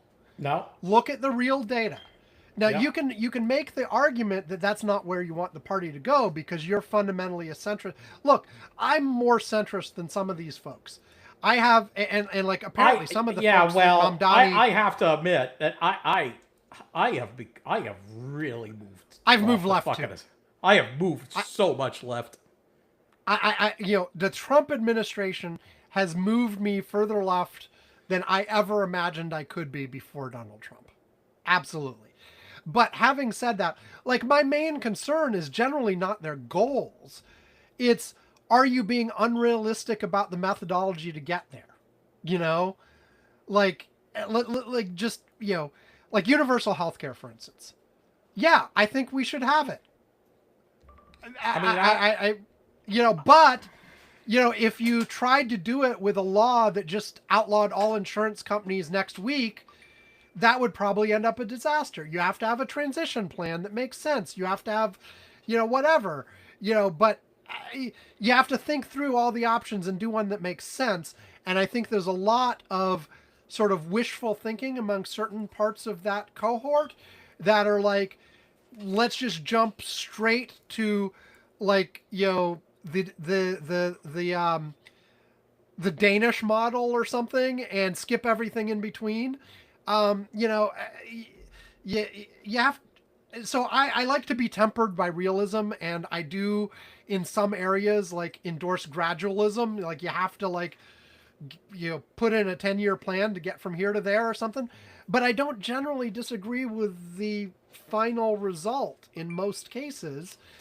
But nevertheless, I'm still to the right of some of these people. I'm sure some of them would call me a neoliberal shill or whatever. but we it's well, not, yeah, but we are. So, but it's not an automatic loss. Is my point? Is like you have to put these ideas out into competition and let them compete. And look, when it comes to a presidential election, I've said before and I will say again, I am going to look at the polls. I'm going to look at who is most likely to win, and I'm going to pick based on that, but more than any policy issue.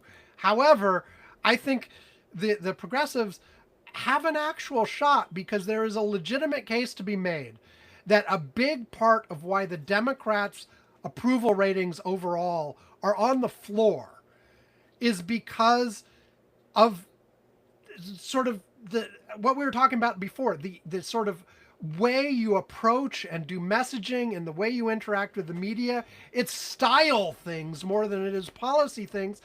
And some of these folks like Memdani and AOC, they've got that down. Listen, but can I just say something again? Yes. Just a reminder. If you're saying that you think that you're further to the right on it. I guarantee you that I could take almost every damn position that they've got, and you're probably coming up like matching up 90+%. Oh, I'm sure. Yeah, the disagreement is minor, which also is one of the reasons that it pisses me off when progressives are in the mode of like, we can't possibly go with you because you're just a, like I said, neoliberal shill. Or shill. Like Yeah, no, I get where that. it's like, and it's just, we agree on 90%. not more than 90. Work with us on the 10%. Yeah. We're still better than the other guys who agree Way with you better. on 5%. Actually, and who are actually outright like, anyway, and I understand there's some things that certain people view as non-negotiable. I'm like, I want to live in reality here where you get nothing unless you win. I like I've said before, like when I vote, And I worse wanna than make nothing, sure- because they do damage. No, exactly, and that's my point. I've said that this whole thing where you won't vote for somebody, even though directionally they are in your, taking you where you want to go. It's just not exactly maybe all the way there, but at least they're not taking you away from it. And that is what we've had now in this decade of this bullshit with Trump. Okay. The reality is that the people that still to this day will say that, Hillary and Trump were some kind of like, difficult decision when there was a SCOTUS seat that was open.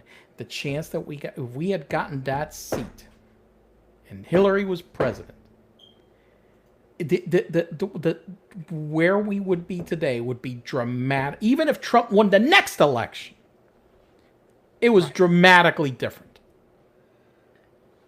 Yeah, I mean, I'd said before, I felt like if Hillary won, she'd probably be a one-term president because of how controversial she was. But nevertheless, and Trump probably wouldn't have run again in 4 years. Probably. Honestly, but what I'm saying is probably wouldn't. that if we had that seat, how critical if Trump had gone down, critical that SCOTUS seat was. No, I know. If Trump had gone down to defeat, the Republican Party would have probably reverted to the control of like Jeb Bush and Romney. Exactly, right. They would have run Romney again, maybe. Because they would have like, look how disastrous this failure Yes. was. Let's go back to what works. Yes. You know? Yes. But yeah, no, the whole universe would be so different. You know, I mean, of course, this is true of any election, right? If Gore had won 2000, you know, it'd be very different. If Trump had gotten reelected directly instead of having Biden in between, it would be very different, etc. And this last term, oh my God, if Harris had won, we'd be in such better shape than we are. Oh right my now, God. even with the damage of the first Trump term. But you know, I said even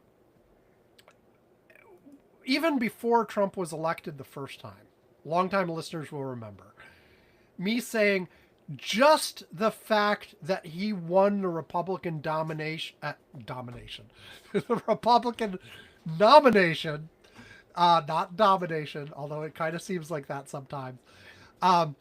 Just the fact that he won the nomination itself was damaging to our democracy, potentially for generations. You know, and where we are right now, I mean, the other part we have to live with is it's going to take a long time to undo all this damage. Now, going counter my incrementalism thing, I've also said on this show, the next time the Democrats have a trifecta, they can't be wimps about this. They have to use that to the full extent. They have to get rid of the filibuster right away. They have to make new states. They have to increase the size of the Supreme Court. They have to go big and hard for massive things that make a difference in people's lives in the short term. They can't be like, oh, we're just trying to get back to normal and we're going to be very, cautious. No, they have to be big and bold, or they're just going to get another, whoever the next inheritor to the Trump part of MAGA is the next time around. They have to be, more aggressive. And that also means they can't just have a bare, they can't have Manchin and cinemas in there gumming up the works and keeping you from doing that. So, Yeah. Anyway. Anything else? I'll just mention that as I was talking to Sam, I got a reminder and I realized that I did this, that on my, I just went and I did this. I realized that I wanted to kick myself for not having done this, but apparently my American Express gives me a $300 annual ChatGPT credit that I had not been using. Oh, okay. And I basically pays for my subscription. And I fucking just found out yesterday, somebody posted it online. I said, wait, what? I'm like, wait, what? Okay. So I just enrolled in it, and so now I get it for free. And I'm kind of pissed off that I had been paying for it when I could have gotten it for free. I'm a fucking idiot. Okay. And with that, Well, with that we can close up. yeah, We're shorter than we sometimes are, but that's a little okay. bit, but We're in our target zone. we're in the zone. Officially our target zone is 90 minutes to 2 hours. Yeah, we're in the Even zone. though we often end up over 2 hours. Our official target zone is 90 minutes to 2 hours, and we're right in there. We're in the zone. Yes. We're in the zone. Auto zone. No, not that zone. That's a commercial. Okay. Anyway. It's a commercial. That's lovely. Okay. Go to curmudgeon-corner.com. Do the thing. Look at the things. Do the other things. Specifically, you can see all our archive of old shows. You can see transcripts. You can see all the ways to contact us. All of that. And, of course, you can go to Patreon and give us money.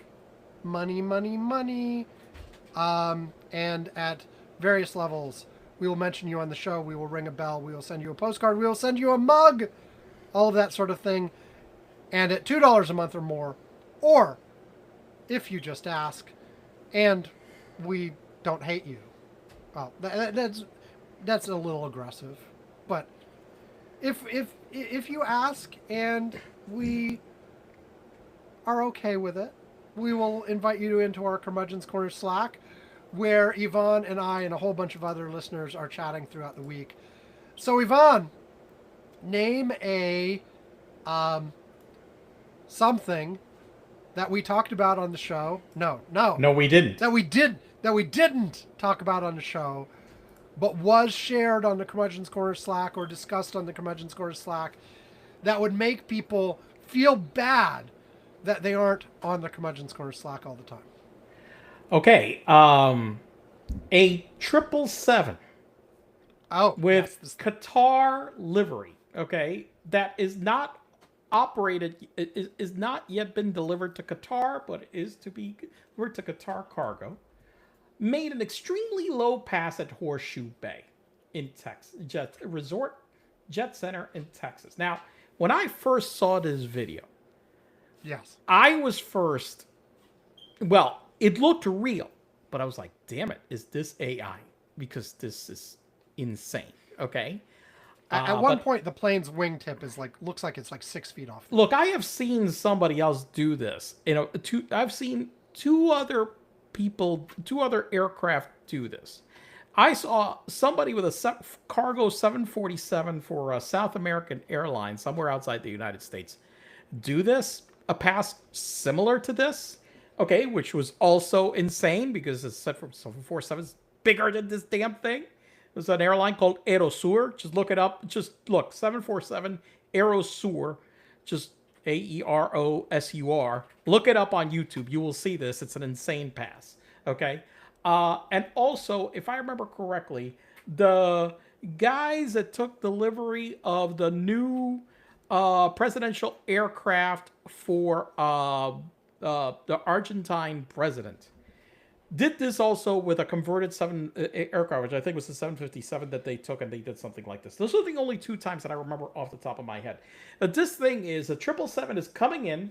It's coming in at a speed of, let's see, I got it here, about 180 knots. So about 200 miles an hour, okay? It is flying incredibly low.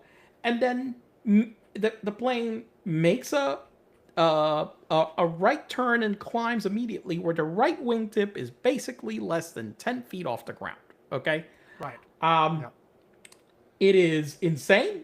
Okay. Like I said, I heard about this. A lot of people saying how crazy and unsafe it is. And this is one of these things that absolutely crazy and insane and dangerous, but also ridiculously cool to see. Yes. But it's nuts. You shouldn't be doing this with a 777.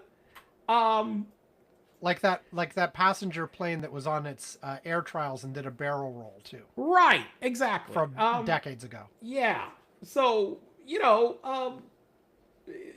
it appears this is, look, it seems like a company that was a party to the conversion in the middle of this. This is a ex-Delta 777-200LR.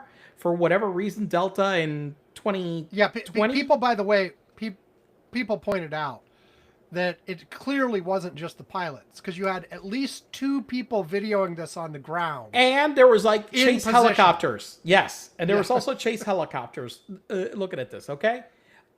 So I want to see the helicopter footage. This was taken delivery by Delta in 2009. During the pandemic in 2020, they grounded the fleet. At that point, for some reason, Delta decided to not fly 777s anymore. Okay, they grounded the plane. Surprisingly, it hadn't gotten a new owner yet, so it had sat around for a while because the LR was a version of the 777 that didn't sell that well. My LR is a longer range version.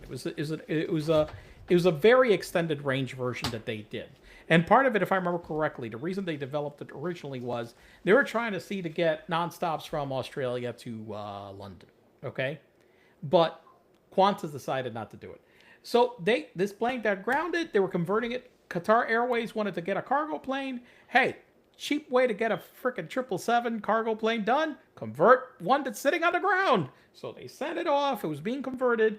It was about to be delivered, and these guys, I guess, took the opportunity. Hey, we got a 777 to play with. Woo! and did this. Right. Crazy. You gotta watch it. Go look up the video.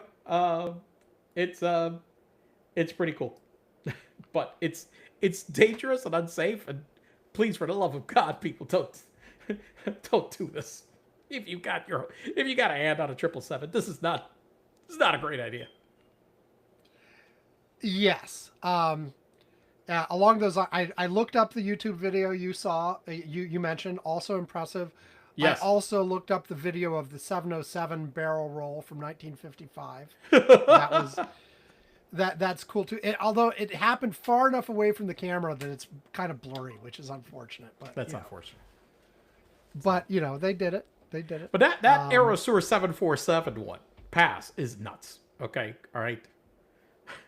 That was so crazy. I'm like, this is just like this, but think a 747 instead.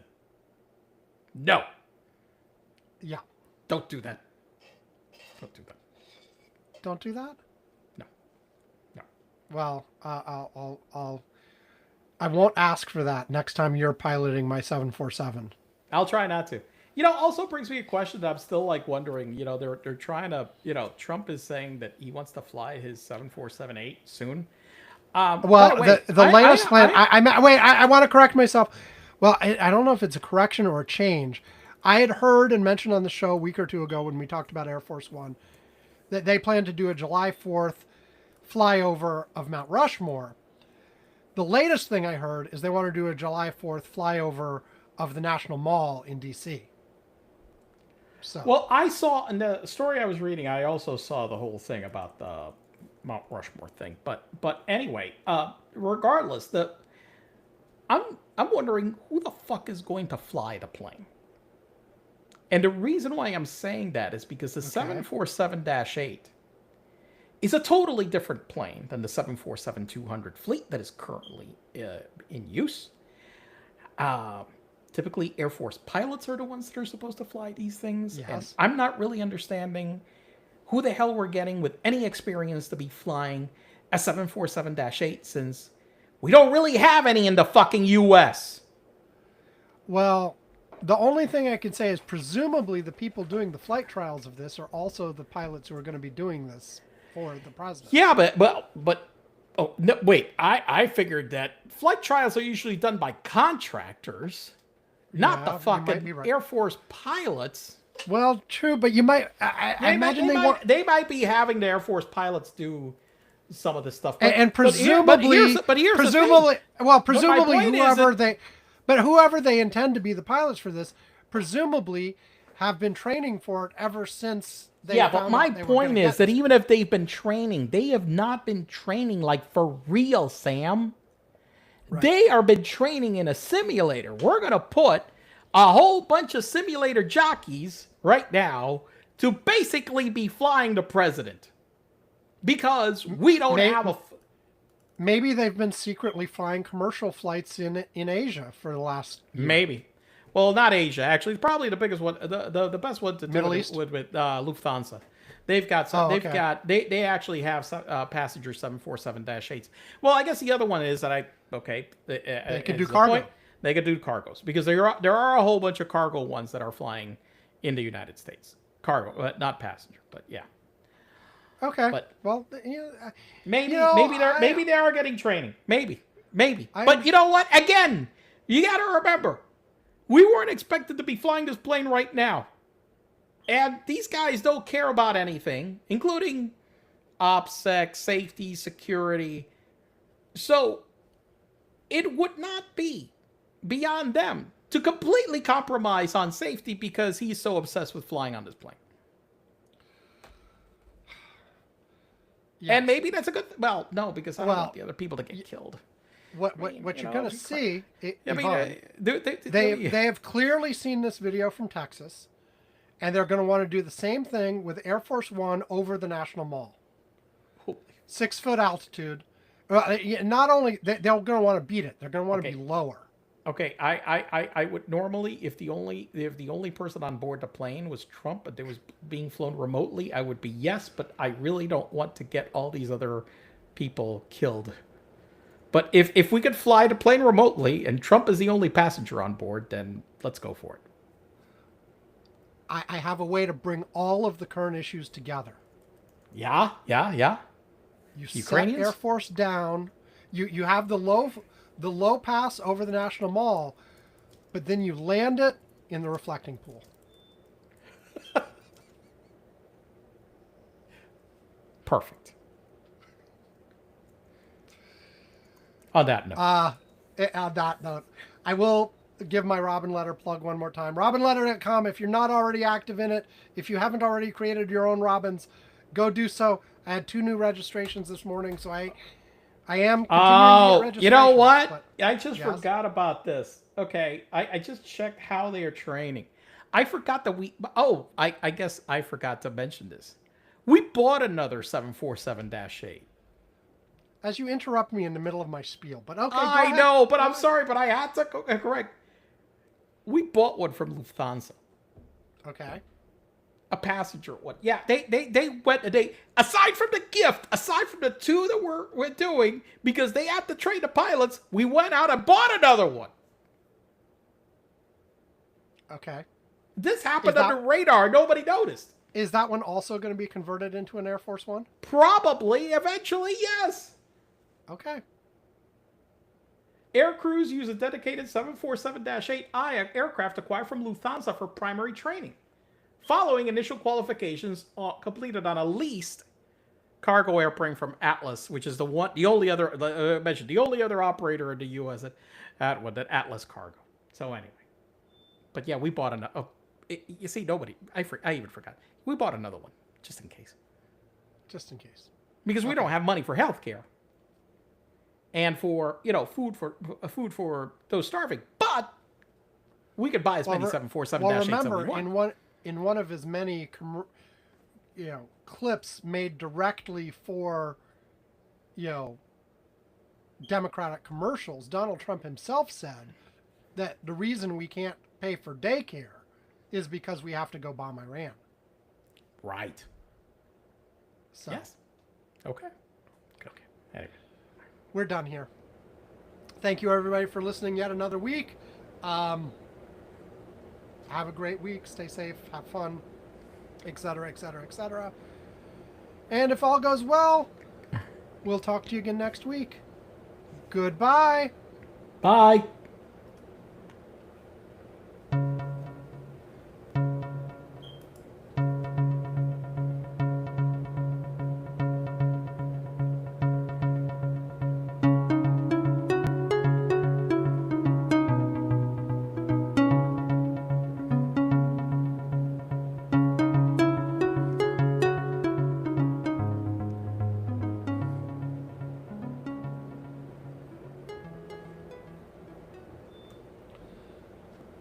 Okay, thank you. And it's Saturday afternoon, so I'm going to do more campaign signs for... Okay, go campaign. Brandy Donaghy campaign signs out all over the place. You need that. Okay. Have to deal with one that got cut up, too. One got cut up. With an X-Acto knife. Something like that. 350 feet long. 350, yeah. Exactly. Okay, hitting stop.